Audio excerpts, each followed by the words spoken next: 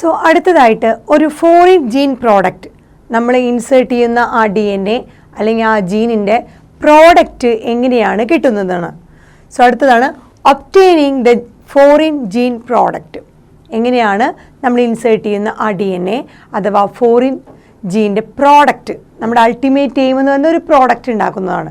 So ബയോടെക്നോളജിയുടെ application എന്ന് പറയുന്നത് നമുക്ക് ആവശ്യമുള്ള ഹ്യൂമൻ വെൽഫെയറിന് വേണ്ടിയുള്ള പ്രോഡക്റ്റുകൾ പ്രൊഡ്യൂസ് ചെയ്യുക എന്നുള്ളതാണ്. സോ എങ്ങനെയാണ് ഒരു ഫോറിൻ ജീൻ പ്രോഡക്റ്റ് കിട്ടുക? അപ്പോൾ നമ്മൾ പറഞ്ഞ ഓരോ സ്റ്റെപ്പുകളിലൂടെ കടന്നു പോകുമ്പോൾ നമ്മൾ പറഞ്ഞതാണ്, when you insert a piece of alien DNA, ഒരു ഫോറിൻ DNA അല്ലെങ്കിൽ ഒരു ഏലിയൻ DNAയുടെ ഒരു പീസ് ഇൻസേർട്ട് ചെയ്ത് കഴിഞ്ഞാൽ എവിടെ? Into A cloning vector. ഒരു ക്ലോണിങ് വെക്ടറിലേക്ക് നമ്മൾക്ക് ആവശ്യമുള്ള ഒരു ഡിസൈഡ് ആയിട്ടുള്ള ഒരു ഫോറിൻ ജീൻ അല്ലെങ്കിൽ ഏലിയൻ DNA ഇൻസേർട്ട് ചെയ്ത് കഴിഞ്ഞാൽ അതെന്തായി മാറി? റീകോമ്പിനൻറ്റ് DNA ആയിട്ട് മാറി. ആ ക്ലോണിങ് വെക്ടറിലേക്ക് ഇൻസേർട്ട് ചെയ്ത് റീകോമ്പിനൻറ്റ് DNA ആയത് then transfer it into ആ recombinant DNA transfer it into the bacterial, plant or animal. ആ recombinant DNA ബാക്ടീരിയയിലോ പ്ലാന്റിലോ എനിമൽ സെല്ലിലോ നമ്മൾ ട്രാൻസ്ഫർ ചെയ്യുകയാണെങ്കിൽ നമുക്ക് എന്ത് കിട്ടും? Alien DNA gets multiplied. നമ്മൾ കൊടുത്ത ആ piece of alien DNA multiply ചെയ്ത് കുറേ കോപ്പി ഉണ്ടാക്കും.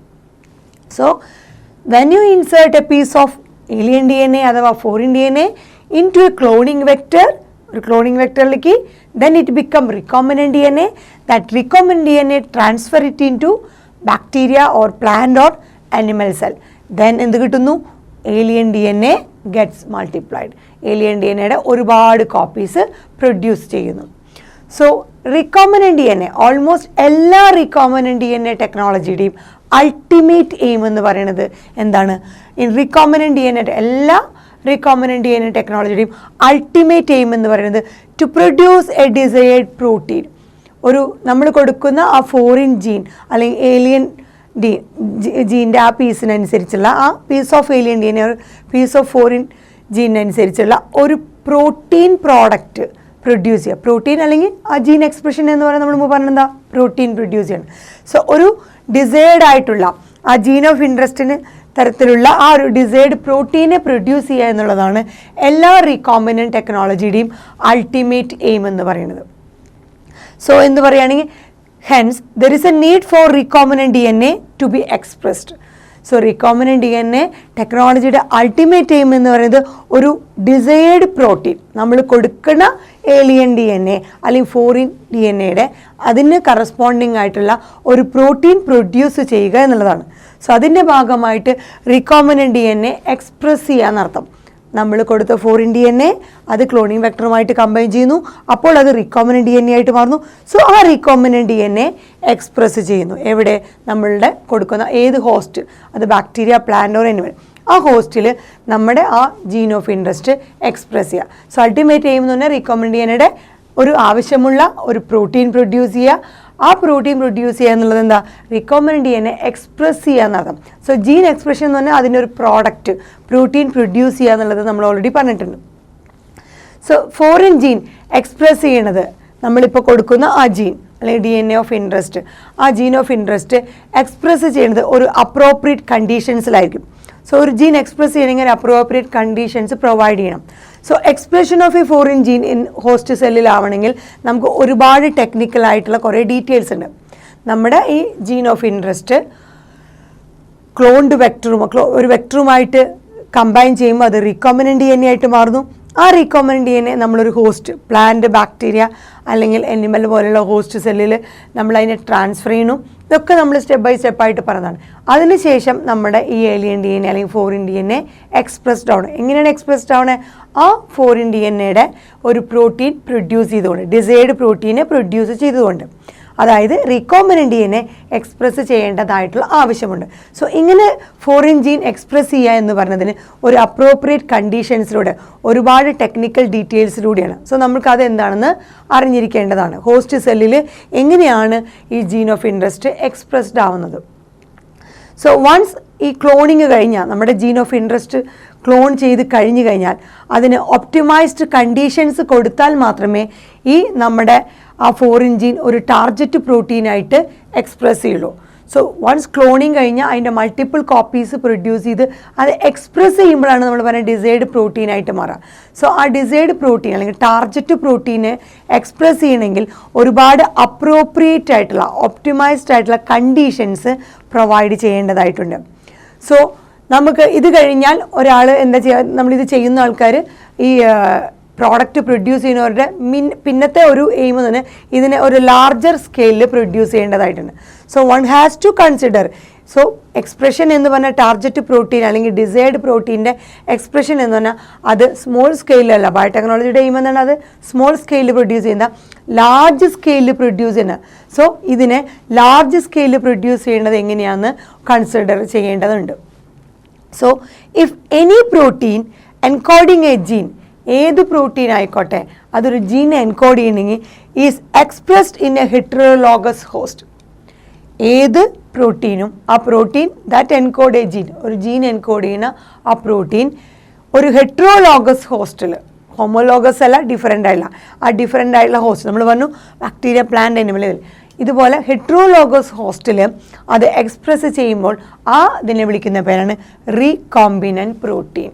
സോ നമ്മുടെ പ്രോട്ടീൻ എൻകോഡിങ് ജീൻ, ആ ജീൻ എൻകോഡ് ചെയ്തിട്ടുള്ള പ്രോട്ടീൻ ഒരു ഹോസ്റ്റിൽ, ഒരു ഹെറ്ററോലോഗസ് ഹോസ്റ്റിൽ എക്സ്പ്രസ് ചെയ്യുമ്പോൾ അതിനെ വിളിക്കുന്നത് എന്തായിട്ടാണ് എക്സ്പ്രസ് ചെയ്യുന്നത്? Expressed as a recombinant protein. ആ റീകോമ്പിനൻറ്റ് പ്രോട്ടീനായിട്ടാണ് അത് എക്സ്പ്രസ് ചെയ്യുന്നത്. സോ നമ്മുടെ ഈ പറഞ്ഞ ക്ലോൺഡ് ജീൻ ഓഫ് ഇൻട്രസ്റ്റ് നമ്മൾ സ്മോൾ സ്കെയിലും നമുക്ക് വേണമെങ്കിൽ ലബോറട്ടറിയിൽ നമുക്കതിനെ മൾട്ടിപ്ലൈ ചെയ്തെടുക്കാം. So cells harbouring the cloned gene, ഈ നമ്മൾ ക്ലോൺ ചെയ്ത ജീൻ ഓഫ് ഇൻട്രസ്റ്റിനെ നമുക്ക് വേണമെങ്കിൽ ഒരു സ്മോൾ സ്കെയിലിൽ ലബോറട്ടറിയിൽ നമുക്കതിനെ ഹാർബർ ചെയ്തെടുക്കാം. പക്ഷേ നമ്മുടെ ഇതിൻ്റെ ബയോടെക്നോളജിയുടെ സർവീസ് എന്ന് പറയുന്നത് ഹ്യൂമൻ വെൽഫെയറിന് വേണ്ടിയിട്ടാണ്. സോ അത് ലാർജ് സ്കെയിലിൽ പ്രൊഡ്യൂസ് ചെയ്താൽ മാത്രമേ എല്ലാവർക്കും യൂസ് ചെയ്യാൻ പറ്റുള്ളൂ.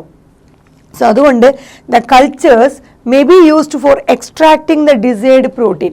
ഡിസൈർഡ് പ്രോട്ടീൻ എന്ന് പറഞ്ഞാൽ നമ്മൾ റീകോമ്പിനൻറ്റ് പ്രോട്ടീൻ, ആ ഡിസൈർഡ് പ്രോട്ടീൻ ജീൻ ഓഫ് ഇൻട്രസ്റ്റിനനുസരിച്ചുള്ള പ്രൊഡ്യൂസ് ചെയ്യുന്ന ഡിസൈർഡ് പ്രോട്ടീൻ. സോ ആ ഡിസൈർഡ് പ്രോട്ടീനെ നമ്മൾ എക്സ്ട്രാക്ട് ചെയ്യണമെങ്കിൽ കൾച്ചർ ചെയ്യണം. ഈ പ്രോട്ടീനെ നമ്മൾ കൾച്ചർ ചെയ്ത് എടുക്കണം, ഒരുപാട് സെല്ലുകൾ culture. So cultures may be used for extracting the desired protein. നമ്മൾ ഈ ലാർജ് സ്കെയിലിൽ അതിനെ ഹാർബർ ചെയ്യുമ്പോൾ, അതിന് ചെയ്തെടുക്കുമ്പോൾ എന്ത് സംഭവിക്കുന്നു?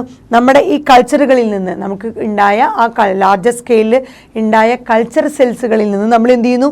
നമുക്ക് ആവശ്യമുള്ള ഡിസൈർഡ് പ്രോട്ടീനെ എക്സ്ട്രാക്ട് ചെയ്തെടുക്കും. ആൻഡ് ദെൻ അതിനെ പ്യൂരിഫൈ ചെയ്യും. നമ്മുടെ ഡിസൈർഡ് പ്രോട്ടീനെ purify it by using different separation technique. അതിനുശേഷം ഈ എക്സ്ട്രാക്ട് ചെയ്തതിന് ശേഷം ആ കൾച്ചറിൽ നിന്ന് നമുക്ക് ആവശ്യമുള്ള ഈ ഡിസൈർഡ് പ്രോട്ടീനെ നമ്മൾ എക്സ്ട്രാക്ട് ചെയ്തതിന് ശേഷം അതിനെന്ത് ചെയ്യുന്നു? പ്യൂരിഫൈ ചെയ്തെടുക്കും. പല ഡിഫറെൻ്റ് ആയിട്ടുള്ള സെപ്പറേഷൻ ടെക്നിക്കുകൾ, ഓരോന്നിനെ പ്യൂരിഫൈ ചെയ്യാൻ ഡിഫറെൻറ്റ് സെപ്പറേഷൻ ടെക്നിക്കുകളുണ്ട്. അങ്ങനെ ഡിഫറെൻ്റ് ആയിട്ടുള്ള സെപ്പറേഷൻ ടെക്നിക്കുകളിലൂടെ നമുക്ക് ആവശ്യമുള്ള ഈ ഡിസൈർഡ് പ്രോട്ടീനെ നമ്മൾ അതിൽ നിന്ന് പ്യൂരിഫൈ ചെയ്തെടുക്കുന്നു. ഇങ്ങനെയാണ് ഒരു ഫോറിൻ ജീൻ്റെ പ്രോഡക്റ്റ് നമുക്ക് കിട്ടുന്നത്. എന്താണ് ഫോറിൻ ജീൻ്റെ പ്രോഡക്റ്റ്? Recombinant protein. സോ നമ്മൾ കൊടുക്കുന്ന ഒരു പീസ് ഓഫ് DNA ക്ലോണിംഗ് വെക്ടറുമായിട്ട് നമ്മൾ കൂട്ടിയോജിക്കുമ്പോൾ, ലൈഗേസ് എൻസൈമിൻ്റെ കൂടെ കൂട്ടിയോജിക്കുമ്പോൾ അത് ഒരു റീകോമ്പിനൻറ്റ് DNA ആയിട്ട് മാറുന്നു. അതിനെ നമ്മൾ bacteria or plant or animal സെല്ലിലേക്ക് ട്രാൻസ്ഫർ ചെയ്യുമ്പോൾ എന്ത് സംഭവിക്കുന്നു? നമുക്ക് അതിൻ്റെ ഏലിയൻ DNA ഒരുപാട് മൾട്ടിപ്ലൈ കോപ്പീസ് കിട്ടുന്നു. ഈ കൊടുത്ത പീസ് ഓഫ് DNA ഒരുപാട് കോപ്പീസ് കിട്ടുന്നു. സോ നമ്മുടെ റീകോമ്പിനൻറ്റ് DNA ടെക്നോളജിയുടെ അൾട്ടിമേറ്റ് എയിമായിട്ട് ഈ കൊടുക്കുന്ന DNA ഡിസൈർഡ് പ്രോട്ടീൻ പ്രൊഡ്യൂസ് ചെയ്യുക എന്നുള്ളതാണ്. അതായത് റീകോമ്പിനൻറ്റ് DNA എന്താവണം? എക്സ്പ്രസ്ഡ് ആവണം. റീകോമ്പിനൻറ്റ് DNA എക്സ്പ്രസ്ഡ് ആവണമെങ്കിൽ ഒരുപാട് അപ്രോപ്രിയേറ്റ് കണ്ടീഷൻസ് പ്രൊവൈഡ് ചെയ്താൽ മാത്രമേ അത് എക്സ്പ്രസ്ഡ് ആവുള്ളൂ. സോ ഏതൊരു പ്രോട്ടീനും എക്സ്പ്രസ് ചെയ്യുക എന്ന് പറഞ്ഞാൽ എന്താ? ഒരു ജീൻ എൻകോഡ് ചെയ്യുന്ന ഏത് പ്രോട്ടീനും ഒരു ഹെറ്ററോലോഗസ് ഹോസ്റ്റിൽ എക്സ്പ്രസ് ചെയ്യുക എന്ന് പറഞ്ഞാൽ അതിൻ്റെ അർത്ഥം അതൊരു റീകോമ്പിനൻറ്റ് പ്രോട്ടീനാണ്.